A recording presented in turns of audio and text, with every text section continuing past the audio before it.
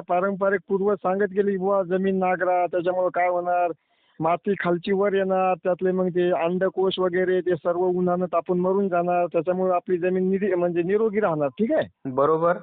आपलं कसं तंत्र बुवा जमिनीला हलवायचंच नाही अजिबात. तर मग ते कसं आहे, जर नाहीच हलवलं उन्हाळ्यात मग आपण सोयाबीन, आता कसं आहे हुंगणी आळीमुळं आपल्या हिंगोलीमध्ये आजूबाजूला सोयाबीन आणि इतर जे पिकं आहेत ते पूर्ण असं मुलाला कातरून त्या आळीनं नष्ट करून टाकले. बरोबर. तर मग आता त्याचं नियंत्रण समजा कदाचित आपण जर आता मी कसं 2025 मध्ये बेड पाळलेली इथे. बरोबर. यावर्षी त्याच्यावर सोयाबीन घेतलं, तूर घेतली, तर आता मग विचार आहे ते करायचं. पण काय प्रश्न मनामध्ये यायले, तर त्याच्यामुळे मग मी बरेच व्हिडिओ बघितले यासाठी सांगणाऱ्या माहिती सरांचे, पण तुमचं मला कसं आहे थोडं आवडलं म्हणून मी त्याचं मला पूर्ण असं हे पाहिजे माहिती. वाटलं तर मी तुम्हाला ते घेता कधी येऊ, काय येऊ हे पण सांगत मला मार्गदर्शन पूर्ण पाहिजे. बर. आणि दुसरी गोष्ट, आता समजा सोयाबीन आणि हे आहे आपलं तूर आहे त्याच्यावर, हो. आता त्याच्यावर करायची आपल्याला यावर्षी हळद. बर. तर मग आता हळदीसाठी 4.5 फुटाचे बेड केलेले आहेत ते. हो. तर 4.5 फुटाचे बेड हळदीमध्ये कसे आहे, थोडे म्हणजे 4.5 फूट अंतर असल्यामुळे बेडाची संख्या एकरामध्ये कमी बसणार. उदाहरणार्थ जिथे 20 बायचे तिथे 16 बसणार. बरोबर. तर मग आता हळदीसाठी परफेक्ट बेडचं अंतर किती असायला पाहिजे तुमच्या हिशोबानं? तेच पाहिजे 4.5 फूट. 4.5 फुटच का? हो. आणि मग आता समजा आता हळद 4.5 फुटावर आपण मधामध्ये 2 तास लावतो बेडवर टॉपवर. हो. आता त्याच्यामध्ये कसं आहे, आता तूर आपलं काय तंत्र, तूर कापून घ्यायची, मुळं ठेवायची. हो. तर मग आता बेडसाठी समजा आपण मुळं ठेवली तर ते साईडने म्हणजे आता कसं नदीकाठची जमीन आहे आणि तुरीचे खोडे चांगले पायाचे अंगठेसारखे ठोकर झाले. त्याचा अडथळाही नाही म्हणाल हळद लावण्यासाठी. आपण काहीच होणार नाही ना. तर आता कसं आम्ही त्याच्यावर 2 तास डवरं मारतो बेडवर. हो. तर मग ते जे बेडचं जे तुरीचे तास आहे, तर त्या दोन्ही डवऱ्याच्या मधात घ्यावं लागेल ना. हो, मधात घ्यायचं. मग ते कसं आहे, जर जमीन नाहीच हलवली तर मग त्याच्या मुळ्या ज्या आहेत ना तुरीच्या, हो. तर त्या डवऱ्याच्या फणाला डिस्टर्ब होईल ना, त्याचं ते लागणार नाही व्यवस्थित असं म्हणा तुम्ही. जास्त खोल लागणार नाही असं म्हणायचं तुम्हाला त्याला. हा खोल लागणार नाही म्हणजे कसं आहे, ते घुसूच देणार नाही. कारण नदीकाठची जमीन असल्यामुळे त्या पहिल्या वर्षी काय मुळ्या कुजणार नाही तर काहीच नाही, आणि ती जास्त खोल लागू देणार नाही. आणि जर आपली हळद आपण चांगल्या नरम जमिनीवर जर नाही लागवड केली तर तिचा चांगला विकास होणार नाही ना. आता पहिलं वर्ष असल्यामुळे जमीन काय ते बेड काय एवढे सुपीक झाले नाही, ते कडकच राहणार ना. बरोबर. बरोबर. तर मग आपलं मग तसं जर मी केलं तर मग ते होणारं उत्पन्न भविष्यात समजा कमी होईल का, मग नवीन बेड पाहावं लागतील हळदीसाठी? नाही, मग त्याला दुसरे बेड करून घ्या तुम्ही. तुम्हाला जर अडचणीच येत असेल बरं का, फक्त हळद माती आड जर कधी केली समजा, नंतर मग परत आणखी त्याच्यामध्ये भर तर तुम्हाला द्यावंच लागते, ओढावंच लागते परत. हो. बरोबर आहे ना.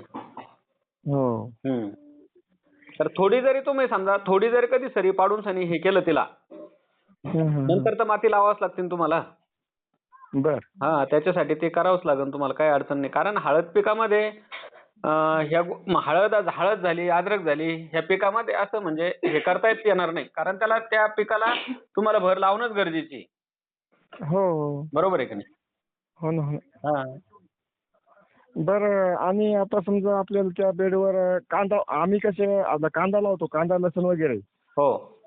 तर या लसूण कांद्यामध्ये हे कसे जमिनीतली पिकं आहेत. बरोबर. आणि या जमिनीतल्या पिकाला कशी माती एकदम मोकळी पाहिजे, भुसभुशीत. हो. हो. तर मग आता तुम्ही म्हणता समजा आता उदाहरणार्थ आपण सोयाबीन घेतलं. हो. आणि सोयाबीनच्या बेडवर समजा आपला ते खाण्याचा कांदा समजा आपण विकतो ना ते. हा, बरोबर ना. बियाण्याचा कांदा वेगळा आणि चोप लावतो ते कांदा वेगळा आहे का नाही? हो. हो. आणि ते डायरेक्ट समजा जर टोकन केला तर आता कसं आहे, जमीन बेडची तेवढी भुसभुशीत राहणारच नाही, कारण आपण त्या जमीन न हलवल्यामुळे ती जमीन थोडी टाईटच राहणार. एक सांगतो मी तुम्हाला, तुमचा बेड जर कधी 1 फूट समजा उंचीचा असेल, 9 इंचाच्या पुढचा उंचीचा बेड, तुम्हाला आता सध्या टणक जरी वाटलं समजा, पण ज्या वेळेस तुम्ही त्याला पाणी देसाल ना, त्यावेळेस तो 100% नरम होतो. हो. ते तर झालं, कारण मी गहू टोकन केला ना सर त्याच बेडवर यावर्षी. तर टोकन मशीननं गहू 100% सक्सेस झाला यावर्षी. आणि गव्हाची क्वालिटी 20 ते 25, 30 एका जागी फुटवे निघले. तर मग मला तेच सांगायचं तुम्हाला, की जर तुम्ही असं तुम्हाला जरी वाटत असेल की बेडवरून निबर झाला, पण पाणी दिल्याच्या नंतर तो ऑटोमॅटिकली भुसभुशीत राहतो. हो. तर मग समजा जर कांदे वगैरे जर लावले तर आपण समजा रोटर वगैरे मारून जर कांदे लावतो तर ते त्या पद्धतीचे कांदे तयार होतील का असं म्हणाले मी. 100% होतील, काहीच अडचण येणार नाही त्याला. असं का? हो बरं, हे तुमचा नंबर मी सेव्ह करून घेतला कारण तुम्ही मला माळकरी दिसले हो हो हो व्हिडिओमध्ये. आम्ही पण वारकरी संप्रदायातलाच आहे, म्हणजे आम्ही आळंदी वगैरे जात असतो. ज्ञानेश्वरी हरिपाठ हे ते चालतोय आमच्या इकडं जत्रा वगैरे पूर्ण. बर बर बर बर. आणि त्याच्यामुळे ते मी तुमचा नंबर मुद्दामच सेव्ह करून घेतला कारण आपण ते एका याच्यामध्येच वाटलं. हा हा, वारकरी संप्रदायाचे हे बा. हा हा हा. हो, आणि ज्ञानेश्वरी वगैरे आपलं पारायण वगैरे चालतंय घरी मंदिरावर इकडे तिकडे. आनंद आहे आनंद आहे आनंद आहे.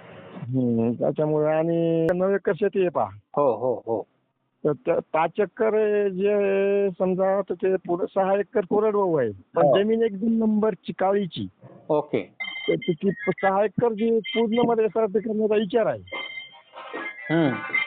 आणि पाण्याखालची जी आहे समजा 3 एकर, तर त्याच्यामध्ये कसं हळदीचं 1 एकर क्षेत्र सोडून बेडवर थोडी टोकन करून पाहणारे 1-2 बेड. 1-2 बेड तुम्ही तुमच्या पद्धतीनं करून पहा. हा, म्हणजे मला कसं काय वाटतं पुढच्या म्हणजे ते एक झाड उपटायचं, त्याच्या शेंगा पाहायच्या, त्याच्या शेंगा पाहायच्या, कशी माल निघते, कसं वजन मोजून. 100%. मग तसंच आपल्याला सुरुवात पण तशीच करता येऊ शकते, काही अडचण येणार नाही तुम्हाला त्याच्यामध्ये.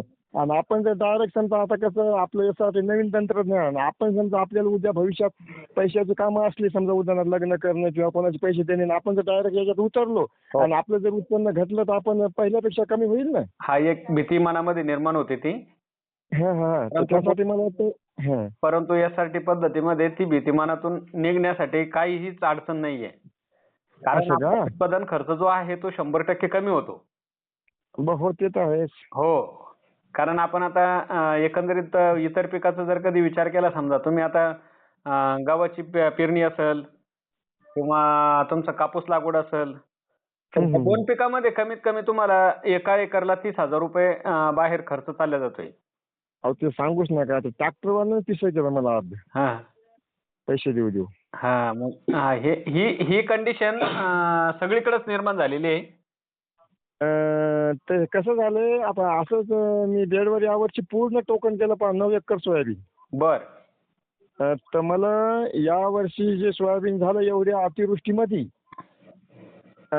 कधीच झालं नाही. तुम्हाला सांगतो, नशिबानं कसं पुन्हा ते पांढऱ्या फुलाचा लागवड असल्यामुळे त्याला भाव चांगला लागला. काय भाव मिळाला तुम्हाला? म्हणजे मी 3-4 भाव घेतले सर. असलं वाशिम आहे ना, वाशिम. हो. वाशिम मार्केटला आम्हाला वाशिम येते म्हणजे 40-50 किलोमीटर आमच्या गावाहून. बर. तर सुरुवात मी 7,000 घेतलं. काही नंतर 6 घेतलं, काही 56 घेतलं, काही 58 घेतलं. म्हणजे टप्प्याटप्प्यानं ते कसे लय गर्दा होता तिथं. हो हो. ते तिथं काटा होईन गेलता व्यवस्थित, बिगिनं लवकर मुक्काम पडू लागले म्हणून मी जसं समजा आपल्याला हे होईल म्हणजे एक तिथं वाशिमचं कसं 2-3 माणसं पाहिजे सोबत गोळा करायसाठी, सोयाबीनचे झाडण्यासाठी. तुम्ही आले नसाल कधी तर ते तिथं थोडी माणसाची अडचण असल्यामुळे मग कमी माल नेला का आपल्याला ते भरता वेळेस ऍडजस्ट होते. त्या हिशोबाने 2-3 रेटमध्ये विकले तेवढे ते. बरोबर. पण 5.5च्या समोरच समजा, 5.5च्या आत विकलंच नाही. बर. किती सोयाबीन? कारण आपलं सोयाबीन किती झालं? सोयाबीनला मग आम्हाला 6च्या वर ॲव्हरेज येत नाही. तर यंदा ते टोकन 3.5 फुटाच्या टॉपवर म्हणजे 4.5 फुटाचे बेड. हो. आणि त्याच्या मी बरोबर लगे 3 तास बसवले तर आपल्याला 8चा ॲव्हरेज आला यावर्षी. समजा अति एकदम हे असून म्हणजे एवढं आपल्याला सोयाबीन 8चा ॲव्हरेज सरासरी आम्हाला आला नाही जमिनीवर. ते आम्ही पारंपरिक पद्धतीने पेरून जमिनीवर. बर. म्हणजे पहिल्याच वर्षी तुम्हाला SRT पद्धतीचा फायदा झाला असं म्हणायला हरकत नाही. 100% फायदा झाला. पण काही गोष्टीची भीती होती तर ते म्हणजे कसं जमिनीमधली जी बुरशी आणि हुंगणी फक्त 2च प्रॉब्लेम, बाकी काही अडचण नाही समजा. आता आपण आपल्या पहिल्या मुद्द्यावर येऊ. जमिनीमधल्या बुरशा आणि हुमणी अळीचा प्रादुर्भाव. बस. काय होतं, तुम्ही म्हणाले की बा पूर्वज आपले सांगत होते की नांगरणी केली तर जमीन तापते, बरोबर आहे. हो. कारण त्यावेळेस परिस्थिती तशी होती, रसायनाचा तेवढा वापर नव्हता साहेब.